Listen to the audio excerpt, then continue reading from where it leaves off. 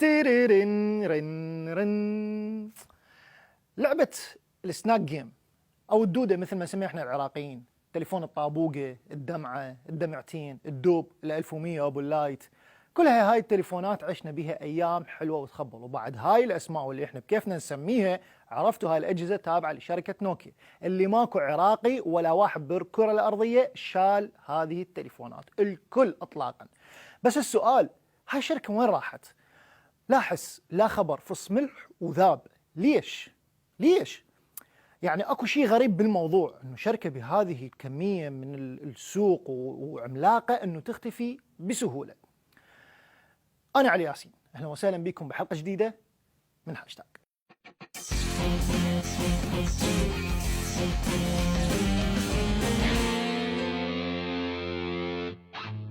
نوكيا وتهجئتها بالانجليزي NOKIA، الانجليزي لعبتي ولا حد يتقرب له.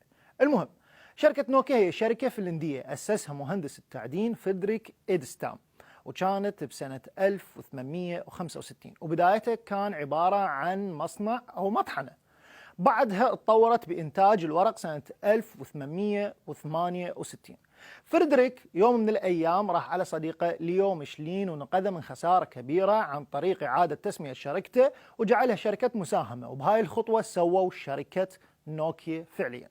ميشلين بعد فترة حاول وقنع مجلس الإدارة، قال يابا نوكيا لازم تتطور بالزايد وخلي تفوت بسلك إنتاج الطاقة الكهربائية.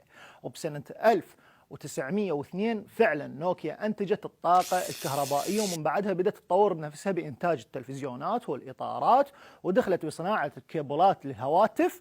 من بعدها بدأت بصناعة أول جهاز تليفون سنة 1984، وبعدها ب3 سنوات صنعت أول جهاز ممكن أن تتصل به بأي مكان بالعالم بأي وقت وبأي زمان، والجهاز اسمه امبيريا سوتي مان 990.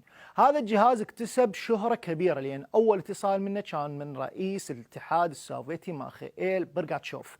من بعدها صارت نوكيا شركة رائدة بإنتاج أجهزة الهواتف النقالة، إضافة إلى إنتاجاتها بتكنولوجيا المعلومات، يعني خرائط، موسيقى، تطبيقات، الملاحة المجانية، عن طريق شركتها الفرعية المملوكة لها بالكامل اللي هي نافتك. شركة نوكيا استحوذت تقريبا سنة 2012 على 22.5% من السوق الكلي.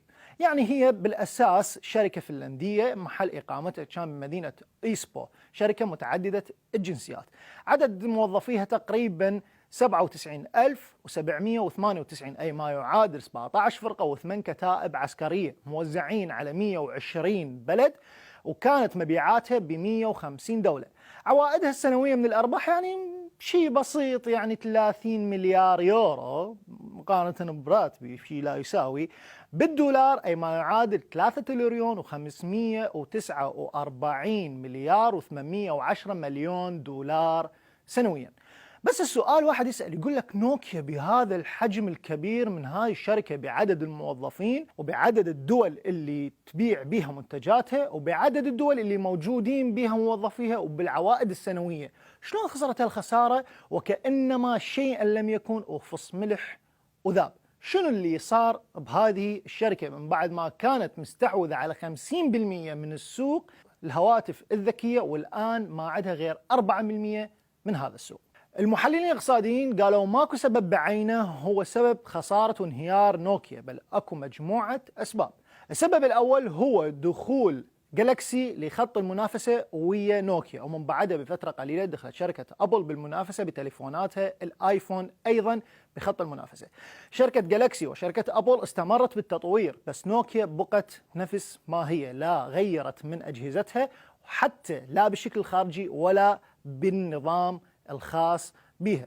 سنة 2011 قالت يمكن احنا غلطانين ولازم نطور شوية من نفسنا، وفقط غيروا النظام من نظام سيمبيان إلى نظام ميجو. يعني نظام ميجو تحس هيك نظام كيوت لطيف حلو ظريف، بس نظام ميجو ما حالف الحظ لأن بعد سنة توقف عن العمل نهائيا.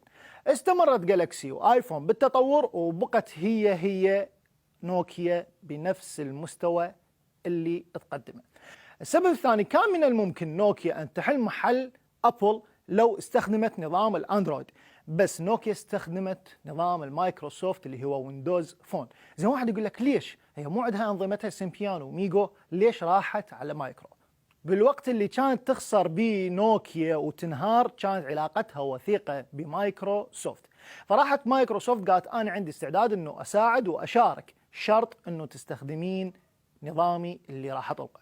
وكانت فكرة مايكرو أنه أني أنافس أندرويد بنظامي الويندوز فون، وكانت الشراكة عبارة عن أنه أني عندي استعداد أعطيكم النظام وأعطيكم تمويل أنه تستمرون بالإنتاج. نوكيا رأسا وافقت، لكن اللي كانت محاسبة لحساب شركة مايكروسوفت أنه نظامها أصلا ما قدر ينافس وطلع خارج المنافسة بوقت مبكر. بعدها اجاهم محلل اقتصادي لمايكروسوفت وقال لهم انتم ايش تسوون؟ انتم اعطيتوا حالكم ومالكم حرفيا لشركه نوكيا. قالوا له لا ماكو هيك موضوع، احنا سوينا شراكه ويا نوكيا قويه لان نوكيا هي اساسا شركه قويه. قال لهم لا، انتم اعطيتوا نظام تشغيل مجاني اضافه انه اعطيتوا فوقها فلوس، فانتم كل شيء ما منطين وتعرضتوا لهذه الخساره.